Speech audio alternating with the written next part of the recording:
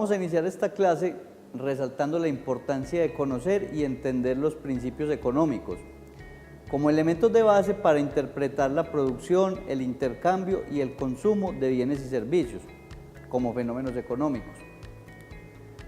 Después de definir algunos conceptos, abordaremos los principios y problemas económicos, así como las ramas de la economía y sus diferentes variables. Entre los conceptos que tendremos que precisar se encuentran el de economía, principios económicos y actividad económica. También nos vamos a referir a las características de los recursos. Comencemos entonces por definir economía. En términos formales, podríamos definir la economía como la ciencia que estudia la manera como las personas, los países, las organizaciones o las empresas asignan recursos para satisfacer un sinnúmero de necesidades y de paso contribuir al bienestar de las personas. La economía hace parte de la vida de todos los individuos, en tanto consumen, ahorran, trabajan, producen, invierten, adquieren deudas, pagan impuestos, entre muchas otras actividades. Se considera que la economía es una ciencia porque sus leyes generales han sido obtenidas a través de métodos científicos. La economía pertenece al grupo de las ciencias sociales. Tiene dentro de su objeto de estudio al hombre. Respecto a lo que se entiende por principios económicos, basta decir que son patrones de comportamiento social que nos ayudan a entender el mundo que nos rodea y a comprender cómo funcionan las economías en la sociedad, el individuo y el Estado. La actividad económica se refiere a cualquier proceso en el que se intercambian productos, bienes y servicios, con los cuales se satisfacen las necesidades o requerimientos de las personas o consumidores, mientras se satisfacen expectativas de ingreso y ventas de los productores. La actividad económica es por excelencia la responsable de la generación de riqueza. En cualquier actividad económica intervienen tres elementos fundamentales: los recursos, las necesidades y los bienes. Veamos en detalle en qué consiste cada uno de ellos. Los recursos son todos los medios que se emplean para la producción de bienes y servicios. Se les clasifica teniendo en cuenta dos enfoques: el clásico y el alternativo. En la versión clásica de la economía, los recursos son tierra, capital y trabajo. En la versión clásica se entiende por tierra a aquellos elementos que provienen de la naturaleza, para posteriormente convertirse en parte activa de la producción de bienes. El concepto de capital en la versión clásica se entiende como la suma de bienes, tipo equipos y maquinarias que participan en el proceso productivo. Ahora bien, el trabajo se entiende como el aporte directo que se hace a la producción desde el esfuerzo del hombre. En la versión alternativa, en cambio, los recursos se agrupan en recursos naturales aprovechables, población económicamente activa o fuerza de trabajo, tecnología, capacidad empresarial y capital. Cada recurso por su parte reúne características o condiciones particulares. Son escasos porque no se dispone de ellos en cantidades suficientes para cubrir todas las necesidades. Son versátiles porque pueden tener más de un uso posible. Por ejemplo, en un terreno se puede cultivar algún producto o construir una fábrica. Y por último, los recursos son parcialmente sustituibles. En determinadas circunstancias, para producir un bien o servicio se puede utilizar uno u otro producto. Así, por ejemplo, en una planta industrial las tareas se podrían realizar manualmente o automatizarse a través del uso de ciertas máquinas. Respecto a las necesidades, podríamos decir que es todo aquello de lo que no se puede prescindir. Supone un estado de carencia de algo y en términos de actividad económica tiene valor porque determina la demanda de bienes y servicios. Las necesidades generalmente se agrupan con base en diversos criterios y pueden ser primarias y secundarias, indispensables y no indispensables, individuales y colectivas, fisiológicas, de seguridad, sociales, de estima y autorrealización. Esta última es conocida como la jerarquía de necesidades de Maslow Contrario a los recursos, de los que ya dijimos que son escasos, las necesidades más bien son ilimitadas. Si nos atenemos un poco a la historia, encontramos que a lo largo del tiempo el hombre se ha visto precisado a satisfacer necesidades de alimento, vestido, transporte, comunicación, vivienda, entre muchas otras. Por último, el tercer componente de la actividad económica corresponde a los bienes. Un bien es todo aquello que sirve para satisfacer las necesidades. A continuación, veremos algunas formas de clasificación de los bienes. Según su abundancia, los bienes se clasifican en bienes libres. Son aquellos que están a disposición de todos y por los cuales nadie estaría dispuesto a pagar. Por ejemplo, el aire. Los bienes económicos, que son relativamente escasos y por tanto tienen un costo. Por ejemplo, un libro, un pantalón, entre otros. Según su destino encontramos bienes de producción o de capital. Son bienes que sirven para producir otros bienes, por ejemplo, una máquina de coser. Los bienes intermedios son bienes que son utilizados en alguna de las distintas etapas de la producción y están parcialmente terminados, por ejemplo, la tela, el hilo, entre otros. Bienes de consumo son los bienes finales destinados a un comprador y presentes en el mercado. Tal es el caso de una camisa terminada y lista para usarse por parte de alguna persona. Dependiendo del grado de elaboración, tenemos bienes terminados, por ejemplo, un automóvil o una camisa. Bienes no terminados, tales como los autopartes y los botones. Por su naturaleza, podemos clasificar a los bienes en bienes intangibles. Se refiere a los servicios que utilizamos pero que no se pueden percibir. Una consulta médica o una clase de economía son ejemplo de ello. Los bienes tangibles son aquellos que constituyen objetos materiales, un disco compacto o un cuaderno. También podemos clasificar los bienes por su propiedad y allí encontramos bienes públicos y bienes privados. El ejemplo de un bien público puede ser la vía o un parque, mientras que un bien privado puede ser un vehículo o una vivienda. Vamos a hablar ahora de las divisiones de la economía. La economía puede dividirse en dos grandes ramas, la microeconomía y la macroeconomía. La microeconomía analiza en detalle el comportamiento de los agentes económicos, individuos, familias, empresas, y ese análisis se hace a nivel individual. Por ejemplo, nos podríamos preguntar cómo se comportan las economías domésticas, es decir, la de una familia o un individuo, en términos del mercado o de un producto en específico. Hablaríamos del mercado del azúcar, del tabaco, entre otros. Por otro lado, la macroeconomía estudia las unidades económicas tomadas en conjunto, al tiempo que analiza las relaciones que se producen entre ellas a nivel local e internacional. Si bien a nivel macroeconómico se habla de grandes agregados, en microeconomía de partes individuales que forman parte de un todo.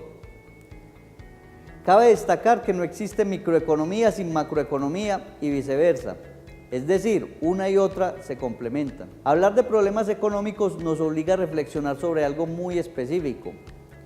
El sentido común nos dice que la economía solamente puede crecer si los recursos se utilizan e incrementan de manera adecuada. La pregunta que habría que formularse entonces sería, ¿cómo emplear recursos escasos para producir bienes y servicios suficientes que permitan satisfacer las necesidades ilimitadas? Esta sería la esencia de un problema económico. Responder el interrogante supone volver sobre lo que es la economía.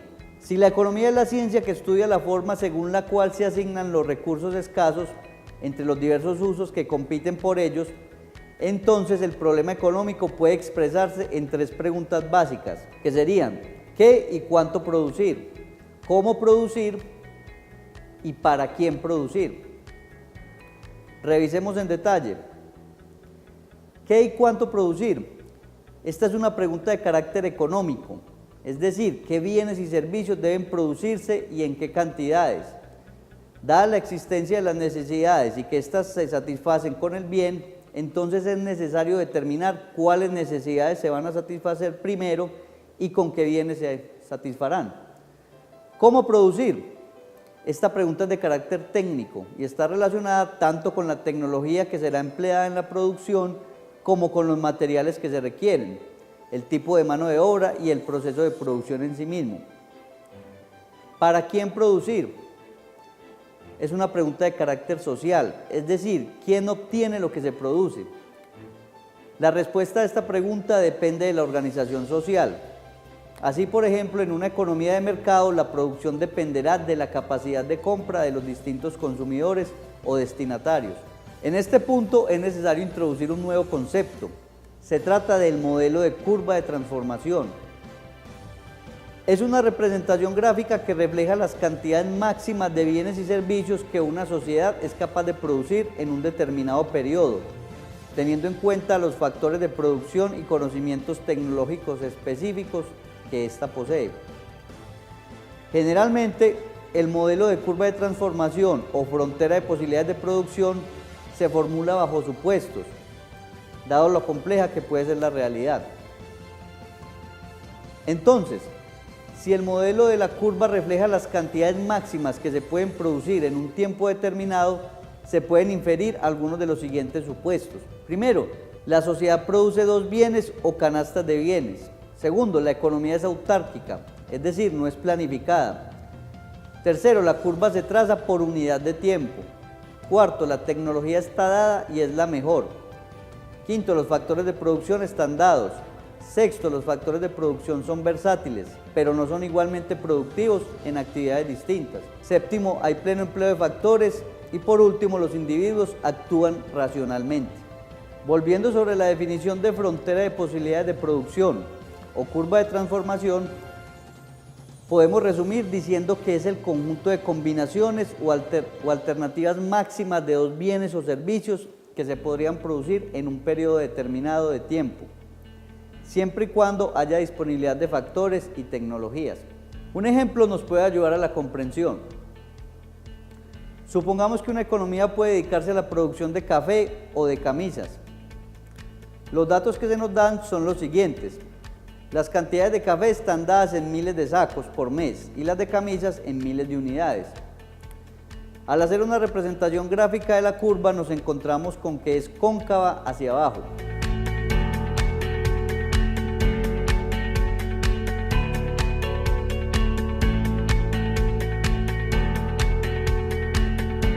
En conclusión, la curva ilustra el problema de la escasez y de este modo explica el problema económico. Si no existiera escasez, no existiría una frontera o límite máximo. Aquí aparece el concepto de costo de oportunidad. La escasez implica la necesidad de elegir, es decir, elegir entre producir una cosa u otra, café o camisas. Por lo tanto, la presión de obtener una mayor producción de un bien conlleva a la reducción en la producción del otro.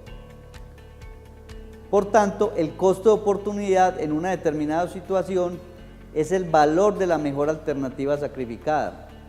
En el caso del ejemplo, si la economía se encuentra en el punto A y desea trasladarse al punto B, el costo de oportunidad es de 1, ya que se sacrifica una unidad de café por obtener una de camisas. Al pasar del punto B al C, se sacrifican 2 unidades de café para obtener una unidad de camisas. Por tanto, el costo de oportunidad es de 2. Aquí surge otro concepto, que es la ley del costo de oportunidad creciente.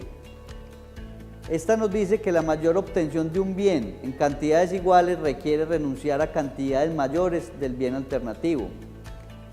Esto ocurre porque los recursos no son igualmente productivos en actividades distintas. Por ejemplo, para producir café quizás se requiera el uso de energía en cantidades tales que limiten la producción de camisas. Esta gráfica muestra los momentos en los cuales un productor toma la decisión de producir uno u otro producto en razón del consumo de sus recursos. El ejemplo muestra que todos los puntos de la curva son igualmente eficientes, puesto que hay pleno empleo de factores o recursos y se utilizan de la mejor manera la tecnología disponible. Esto permite concluir que la eficiencia depende de una adecuada combinación de cantidades a producir y recursos a utilizar. Por otra parte, Cualquier punto al interior de la frontera demarcada por la curva significa que los recursos no son empleados plenamente o se hace un uso de ellos de manera ineficaz. En la gráfica vemos que los puntos M y N son igualmente eficientes. Sin embargo, el punto Q no resulta eficiente, pues se estaría desaprovechando el uso de los recursos. En esta gráfica se observa que los puntos ubicados por encima de la curva, aunque sean deseables, pues recordemos que los productores siempre van a querer ofertar mayores cantidades, no siempre son alcanzables debido a las restricciones de recursos. La expansión de la frontera, que se grafica como un desplazamiento de la curva hacia arriba, ocurre cuando aumenta la dotación de los recursos, como la acumulación de capital, el aumento en la fuerza de trabajo o mejoras en la tecnología. Y esto lleva a un incremento en la productividad. Esta expansión de la frontera conlleva al crecimiento económico. También es posible que la curva se desplace hacia la izquierda, situación que sería posible si se presentara un fuerte desastre natural, una guerra o cualquier otro evento que reduzca la capacidad máxima de producción de la economía.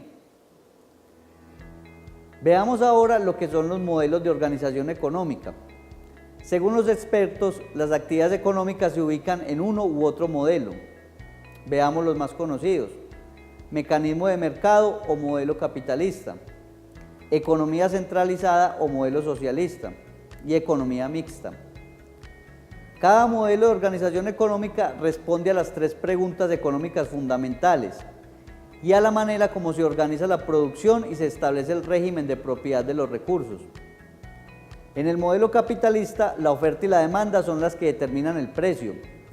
A los propietarios les corresponde asignar los recursos con el ánimo de obtener beneficios o recompensas monetarias elevadas. En este modelo prevalece el régimen de propiedad privada de los recursos materiales. Los recursos que posee el Estado serían una cantidad relativamente pequeña con respecto a los de la propiedad privada. Organización de la producción.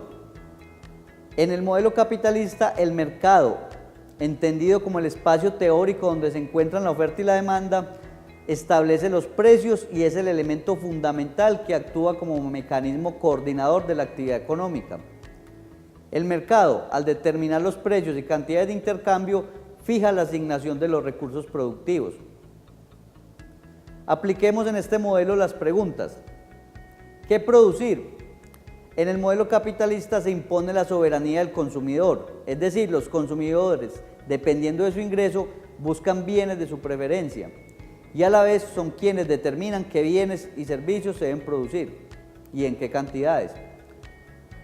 ¿Cómo producir?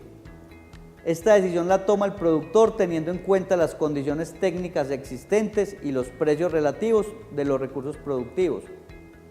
¿Para quién producir? La asignación o distribución de lo que se produce está determinada por la capacidad de compra, la que a la vez depende del ingreso de las personas y los precios de los bienes. Veamos ahora qué ocurre en el modelo socialista y tomemos como referente los mismos enunciados y preguntas. 1. En cuanto al régimen de propiedad, los recursos materiales están sujetos al régimen de propiedad social. En alguna medida coexiste la propiedad social colectiva con la propiedad social de consumo, con relativa libertad en la contratación y posibilidades de empleo. 2. Organización de la producción. Un ente planificador diseña un plan económico que contiene objetivos generales y metas específicas a partir de un inventario de recursos disponibles. Respecto a las preguntas tenemos: ¿qué producir? Esta decisión la toma el alto nivel político, teniendo en cuenta cuántos recursos se destinarán a la formación de capital y cuántos a los bienes de consumo. ¿Cómo producir? La decisión la toma el director de cada unidad productiva de acuerdo con los recursos y tecnología disponibles. ¿Para quién producir? Los bienes de capital se asignan a los productores, mientras que los bienes de consumo en algunos casos son gratuitos y en otros se racionan. Finalmente, veamos lo que sucede en una economía mixta. Primero, régimen de propiedad. Existe la propiedad privada y estatal de los recursos productivos, pero también hay empresas en las que el capital participa tanto el Estado como los empresarios particulares. Segundo, organización de la producción. El Estado controla en parte la producción, aunque participa activamente como productor, consumidor y regulador de la actividad económica. También coexisten mercados libres con otros bajo el control estatal. ¿Qué producir? Se presentan tres situaciones. Primero, bienes producidos e intercambiados en mercados libres. Segundo, bienes producidos en mercados intervenidos por el Estado. Y tercero, bienes y servicios producidos directamente por el Estado. ¿Cómo producir? La decisión la toma el productor, sea un empresario privado o el Estado, de acuerdo con criterios técnicos y precios de los recursos. ¿Para quién producir?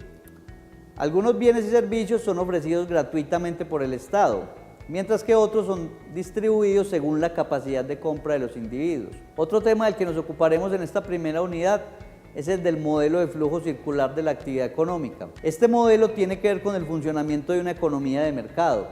Se supone que en dicha economía existen dos agentes económicos, los consumidores y los productores. No se incluye al gobierno. Se considera que la economía es cerrada y que los consumidores gastan todo su ingreso, es decir, que no ahorran.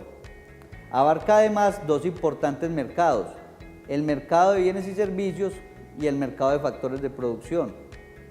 En el diagrama se puede observar la manera como se organizan las economías de mercado. Tanto los consumidores, es decir, los hogares, y los productores, o sea, las empresas, necesitan tomar decisiones. Unos y otros interactúan tanto en el mercado de bienes y servicios, donde los consumidores son compradores y los productores vendedores, como en el mercado de factores de producción, en donde los consumidores son los vendedores y los productores quienes compran los servicios. Vale la pena observar que lo que aparece dentro del esquema como gasto para un agente constituye un ingreso para el otro. Por ejemplo, la adquisición de una silla resulta en un gasto para los hogares, pero al mismo tiempo es un ingreso para el productor.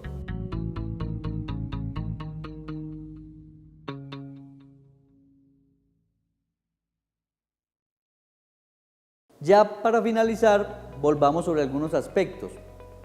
Decíamos que el fundamento de la economía consiste en analizar cómo en la vida cotidiana las personas, empresas y el Estado toman decisiones en el sentido de satisfacer necesidades, haciendo uso de recursos escasos. En otras palabras, se impone una realidad y es que los recursos son escasos y por lo tanto hay que resolver cómo se reparten de la mejor manera posible estos recursos limitados. Luego de hacer esta claridad, es importante también que distingamos dos campos de estudio presentes en la economía. Estos son la economía positiva y la economía normativa. La economía positiva describe los fenómenos económicos, estudia las fuerzas que la afectan y predice las consecuencias. Ella se encargaría, por ejemplo, de analizar la subida de los precios de cualquier producto y ver cómo afecta esta condición la decisión de compra entre los consumidores. En últimas, trata la realidad tal como es. Mientras que la economía normativa busca definir criterios que orienten o guíen las decisiones económicas. Expresa juicios de valor y se plantea interrogantes como ¿qué debe ser y qué se debe hacer? Por ejemplo, un gobierno debe bajar los impuestos, desestimular el consumo de los cigarrillos. En este sentido, que los gobiernos toman decisiones, hablamos de política económica. La diferencia entre una y otra fue establecida por el filósofo y economista John Maynard Keynes. En este esquema se puede ver con mayor claridad. Es justamente en la economía positiva de donde se derivan las dos ramas de la economía, la microeconomía y la macroeconomía.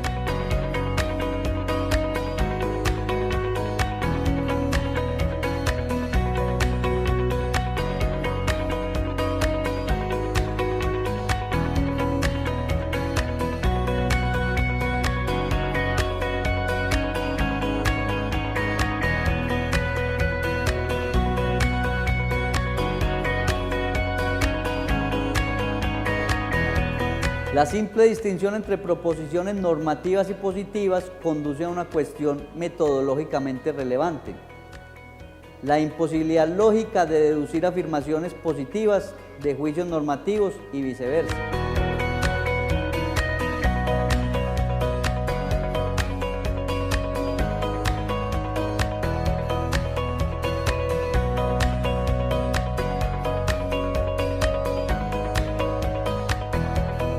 Así pues, dos puntos de vista se contraponen en la economía. Mientras desde la perspectiva normativa se hacen juicios de valor y prescriptivos de manera subjetiva, mientras que en la economía positiva no hay espacio para hacer consideraciones valorativas, sino que se enfoca en la prospectiva.